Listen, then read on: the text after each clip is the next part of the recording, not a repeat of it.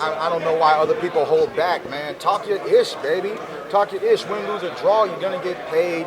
You know, every one of us up on stage, we have our fans. We have those who love us, who support us, that are cheering for us. You know, we got people that, you know, they don't want to see us get hit. They don't want to see us get beat down. But this is what we do. We take risks. We challenge ourselves, and you know, we just love boxing. You got to really understand boxing. We love boxing, you know. And, a lot of people who love boxing from the outside, but we love boxing from the inside, you know. And it's just different. And I get to express my love when I'm talking to you. I get to express my love when I'm talking my ish. I get to express my love when I'm looking at him and showing him that I'm not going to back down from nothing. What did you tell him in the face-off? What's up? What did you tell him in the face-off? You got a little heated right now. I said, let's kick off this year right. Let's kick off this year right. I forget what else. That was my opening line. He said something, I said something, but it don't matter. I ain't listening. All right, he says he's coming for you. So what you gonna do about that one time? You gonna show him that one time? Man, I'm gonna show. Man, this kid is solid. But the one thing Keith Thurman's not and TimTszu is one-dimensional. Okay, so we're gonna see, man. Sometimes all you need to do is be a very solid fighter. Copy, paste, copy, paste, copy, paste. Until you meet that guy and that don't work no more. And that's what this fight is about for me. Showing TimTszu that there's levels in boxing. Some people are champions for a day. Some people are champions for 2. Keith Thurman is the real test that needs to be given to TimTszu. We heard him up there. He said he's been studying you for a while. How much, if at all, have you been able to see of Tim, and what do you generally think of him? I said it. Australian Mexican. What else is there to be said, man? Very, you know, just.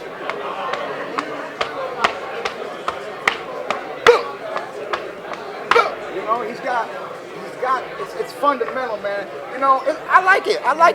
I learned how to box like that when I was 9 years old. What do you think he I does? think I'm about 9 years old when I learned how to move forward, move back, throw a good right hand. Yeah, about 9 years old. I learned those things. That's nice, you know, to have the fundamental basics of boxing, you know. But, you know, speed, power, athleticism, versatility. That's what it's really all about, baby. You know, is he going to be able to defeat a dynamic, versatile, wise fighter like Keith one-time Thurman? He's confident. Good for you. It takes more than confidence to win fights. It's the skills that pay the bills. There's no test like the Thurman test.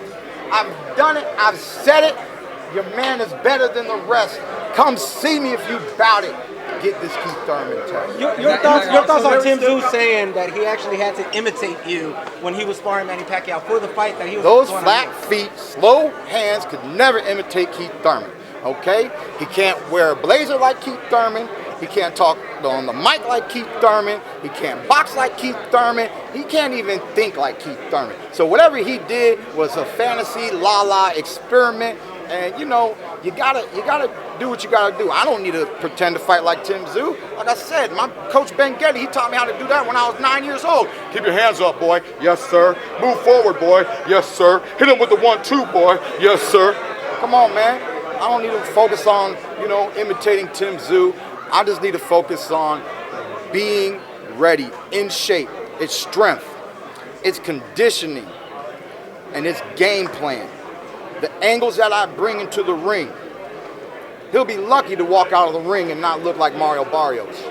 Hey Thurman, so does that, you brought up the Thurman test, so that means Crawford and you have to tangle in the future for that? Like, look, I was the mandate. Don't know what they do in Mexico with the javelin. I was mandated to fight the truth. Because the truth is, he never got to see Keith Thurman. The truth is, Crawford never got to see Keith Thurman. The truth is, if it was Thurman versus Spence, y'all should know what would have happened that night. The truth is, if it was Thurman versus Crawford, it would have been a whole nother type of fight.